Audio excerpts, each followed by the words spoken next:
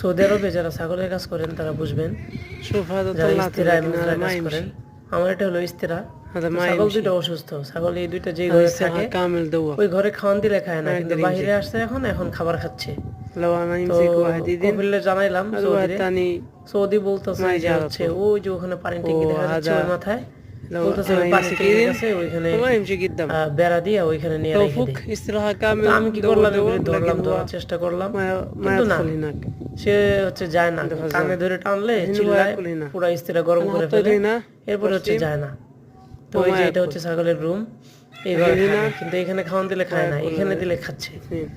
তো هذا কবির وهذا. বলতেছে যে না, এটা এখান থেকে উঠাইতে হবে, এটা দুইটা এখানে থাকলে বাকি সবগুলো অসুস্থ হয়ে যাবে।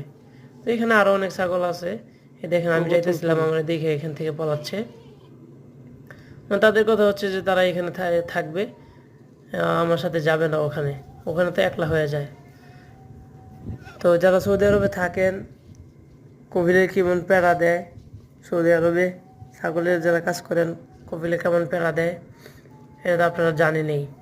এই দুইটা ছাগল নিয়ে মনে করেন যে পুরো ইস্তেরা দৌড়াইলাম কতক্ষণ, ধরাই যায় না। হ্যাঁ, এই দুটাই হচ্ছে এই গত 2 شايلة দিন اليوم ধরে ما حطيته بس এরা খায় না। بس ما حطيته. একটারে 1 কেজি করে গম দেয়। এরা ছোট বাচ্চা, এদেরকে এত গম দিলে এরা খাইতে পারবে? এটা হজম হইতে হবে না? কিন্তু না, সে শুনে না, সে বলে না বেশি করে খাওয়াইলে বেশি করে মোটা হবে, তাড়াতাড়ি বড় হবে। এখন খাওয়াইছে, এখন আর হজম হয় না, বদ হজমের কারণে এখন মনে করেন যে খাবার খায় না, খাবার দিয়ে রাখলে চুপচাপ দাঁড়ায় থাকে, খালি পানির মধ্যে মুখ লাগায় রাখে, এই অবস্থা।